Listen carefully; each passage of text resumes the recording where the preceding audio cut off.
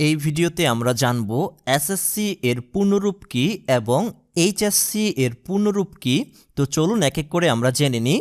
প্রথমে এসএসসি এর পূর্ণরূপ কি। এসএসসি এর পূর্ণরূপ হবে সেকেন্ডারি স্কুল সার্টিফিকেট।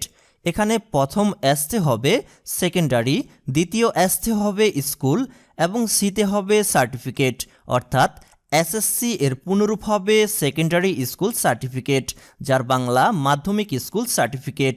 শিক্ষার্থীরা নবম এবং দশম শ্রেণীতে 2 বছর পড়াশোনার পর ফাইনাল যে পরীক্ষা দিয়ে থাকে বোর্ডের আন্ডারে, ওই পরীক্ষাকে এসএসসি পরীক্ষা বলা হয়।